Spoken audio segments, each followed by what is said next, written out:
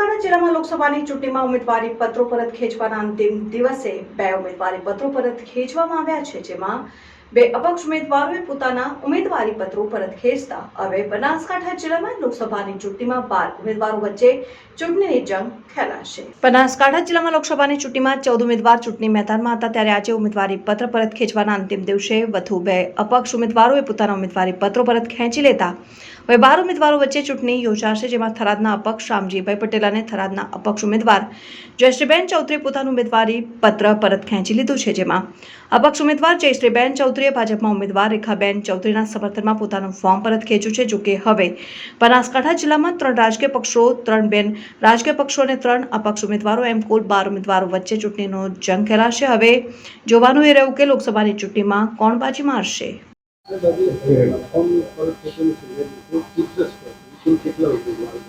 કે ટોટલ 14 માન્ય ઉમેદવારો પૈકી આજે 2 ઉમેદવારોએ બે અપક્ષ ઉમેદવારોએ પોતાનું ફોર્મ પાછું ખેંચ્યું છે।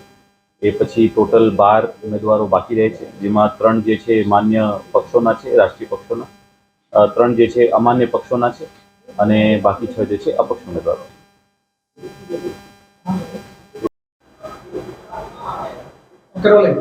બનાસકાંઠા જિલ્લામાં લોકસભાની ચૂંટણીમાં હવે ચિત્ર સ્પષ્ટ થઈ ગયું છે। ફોર્મ પરત ખેંચવાના અંતિમ દિવસે આજે 2 ફોર્મ પરત ખેંચાયા છે। 2 અપક્ષ ઉમેદવારો જે હતા તેમણે પોતાના ફોર્મ પરત ખેંચ્યા છે, ત્યારે હવે 12 ઉમેદવારો વચ્ચે ચૂંટણીનો જંગ જામશે।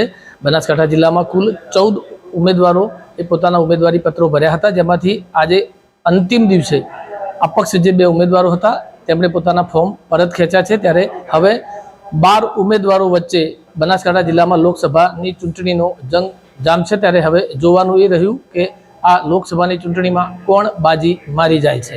રમેશ પટેલ, મંતવ્ય ન્યૂઝ, બનાસકાંઠા।